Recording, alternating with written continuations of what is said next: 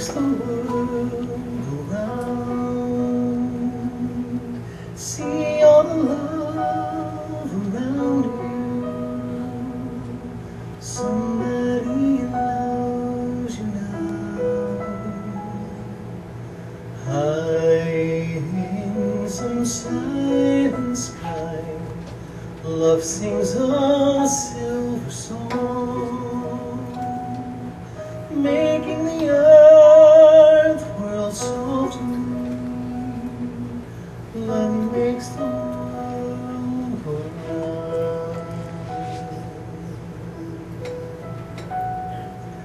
Love makes the world go round.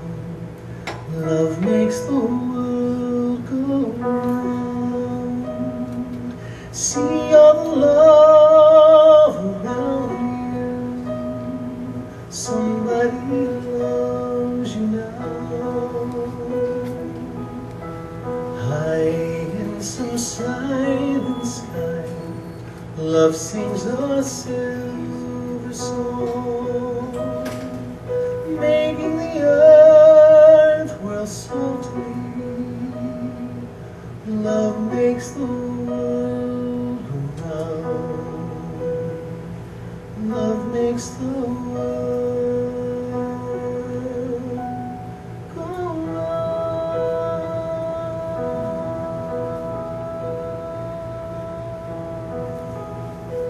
Love is an inner quality that sees good everywhere and in everybody. It insists that all is good, and by refusing to see anything but good, it causes that quality finally to appear uppermost in itself and in all things. Divine love will bring your own to you, adjust all misunderstandings, and make your life and affairs happy, harmonious, healthy, and free. Like the sun, its joy is in the shining forth of its nature. Love is a divine attribute. It is an idea in the one mind, a quality in being. The difference between divine love and human love is that divine love is broad and unlimited, a universal and harmonizing power. Human love is based on personality.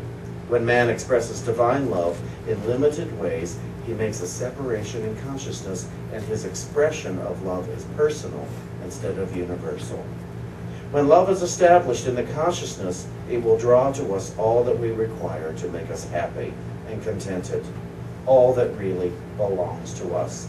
Unselfish love is fearless because of its forgetfulness of self.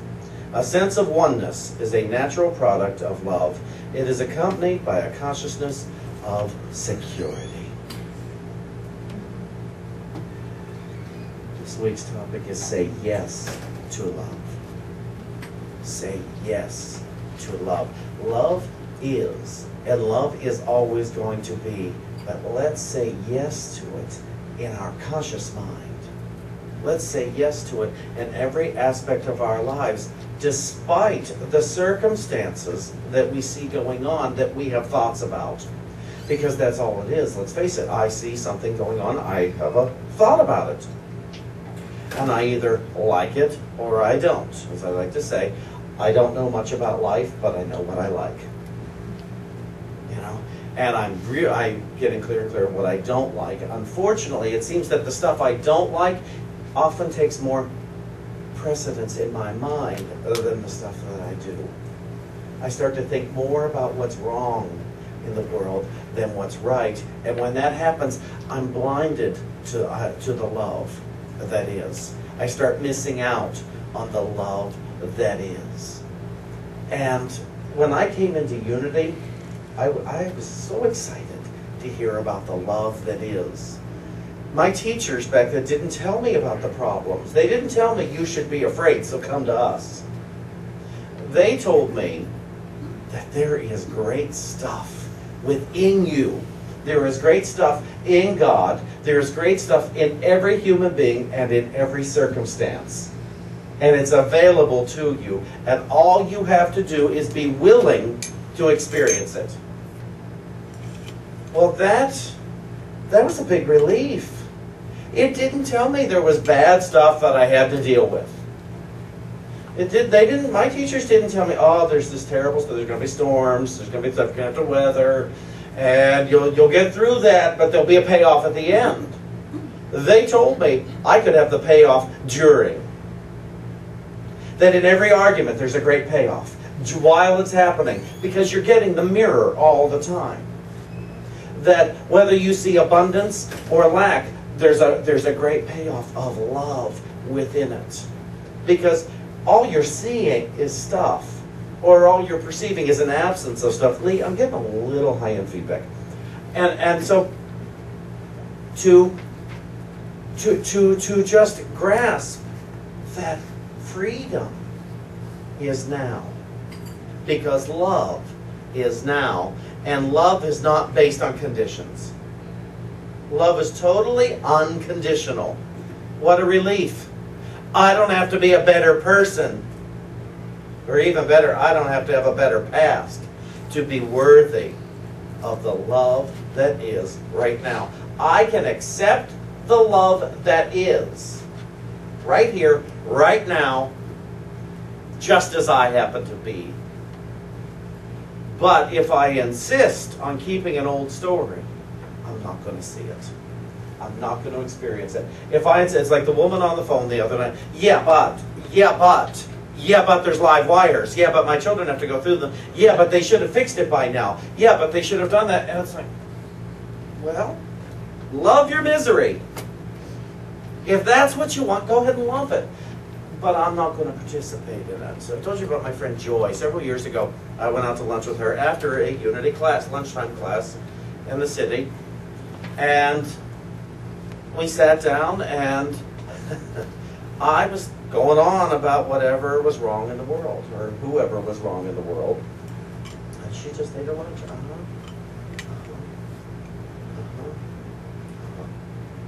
And I started to realize she's not participating. She's not participating in this. But my friend Joy loved me so much, she also wasn't criticizing me for doing it.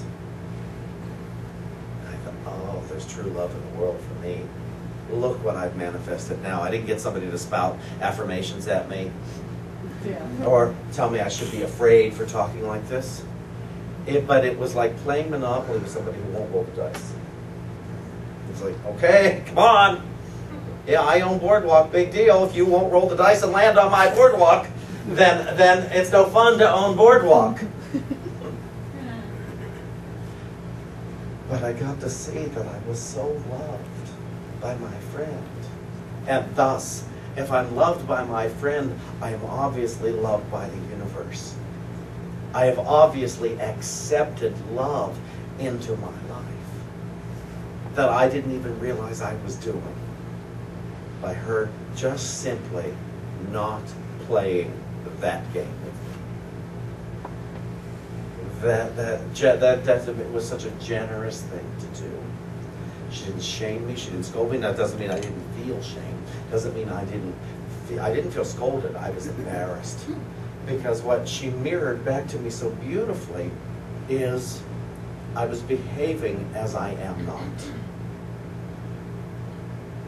And to see that, it's like, oh, Shawn, you don't have to do that anymore. That's the message I received. Shawn, there's other ways to play. There's a new game to play, and it's the game of love.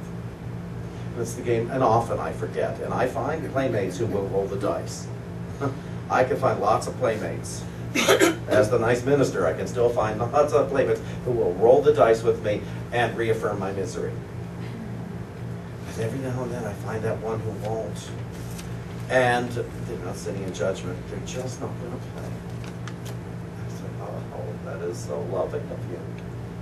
That love exists all the time. Myrtle and Charles Fillmore, Unity's co-founders, decided love simply is. Love is in every cell, in every tissue, in every fiber of their being. And that's why it's possible to be healthy all the time. And what they decided to accept was, if I'm not healthy all the time, I must not be demonstrating the laws of health. And that's all it is. It's not, oh, I'm not demonstrating the laws of health. It's, oh, how do I get better understanding of the laws of health? And if I'm not living in harmony, how do I get better understanding of the laws of love and the laws of peace and the laws of joy? I believe it's in it used to be page 449 of the AA Big Book, but they've done a new version. So in the third version, page 449 says, whenever I am upset, there is something wrong with me. Now, not wrong, but it means that it's something wrong with my thinking. Wherever I am upset about anything, anywhere, there is something askew with my thinking. Because what it means is I'm refusing to see the love in it.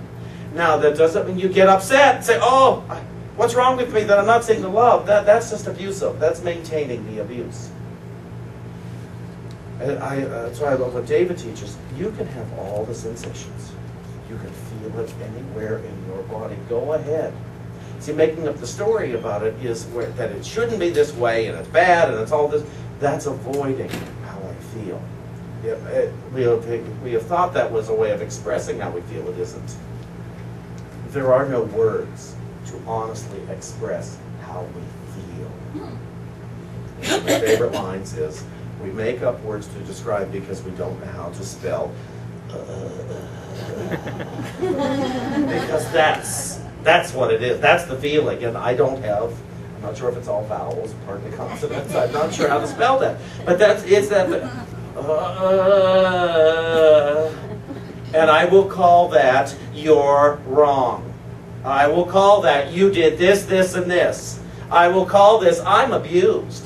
I will call this I can't trust this person. I will call this, all this stuff. Oh, the president's bad. The last president's bad. The one before that is bad. George Washington is bad.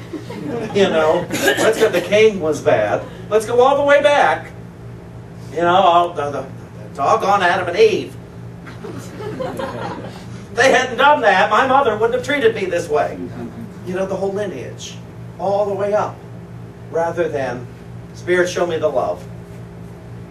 Show me the love in this. Show me the love in the blackout. Show me the love in poverty. Show me the love in abundance. Show me the love in this friendship and this argument. Show me the love. Show me the love. Show me the love, because it's time that I see it. If I want to live like I come up those steps at unity saying I want to live, then I better declare to myself that I am willing.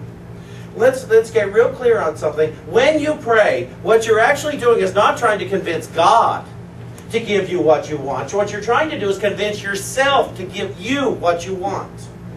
You're trying to convince yourself that you are worthy of the love of experiencing what you want. Let's be really clear on this. You don't have to convince yourself anymore. Just accept it. You don't have to convince yourself that you are worthy of the love that is. Just admit it. That, oh fine, I've been the biggest creep in life. I have abused myself over and over again. I've made so many mistakes in order to have what I want now. That's all it is. That's the only mistake you've made. Is you've done it wrong to have what you say you want. You've done it exactly right to have what you have. You've done it exactly right to have what you want. Carlos at the retreat said something just blew me away. He said, cast your vote for what you want, and then choose what you get. Cast your vote for what you want in your life, but choose what you get. Choose it and admit it's good. I got the first day I got that experience, and it was with David. That was my phone. I just got an email. I forgot to turn it off. No big deal. Well, somebody looked like, where'd that bell come from? And so it's me. Anyway, David had to come in late, so he thought he wasn't going to be part of a small group. My thought was he wasn't going to be a leader of a small group. Well, we had two different thoughts around that. And I still wanted him to be part of the small group, but he didn't. He was beat. He's been doing a lot of shows, and he flew in for the retreat long enough to do what he needed to do. Well, I wasn't happy about it. And then I began to see, oh, okay, I've cast my vote twice, I think, in this conversation. Now I have a choice to choose what I get or be mad at him and think there's something wrong with me to be mad at him. And so I chose what I got. Everything's fine after that. Then there's nothing wrong happened. What was the harm? So he wasn't part of a small group. Really, was that worth taking away from my retreat experience? Was that worth distracting me from the one power, the one presence, the end of duality? Or is it going to be one power, one presence, the end of duality, except David won't be part of a small group? Because that's the insanity that we come down to. One power, one presence, well, except for. And we don't think of that if we're busy living in the exception. Is it going to be one power, one presence, active as the universe and as my life, except I don't have enough money? Except I can't get along with this person. Except for I can't find the book I want. Except I can't find my keys. Except everybody's always late for me. Except for, except I'm sick. No, there's no exceptions to the one power, the one presence. And if you want to live in the joy that you claim you do, and I assume you are claiming you want to live in joy all the time, or you wouldn't drive here on a Sunday and come up the steps.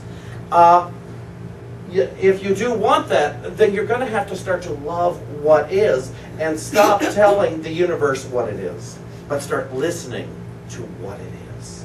Because what the universe is going to tell you is, I am love. I am love.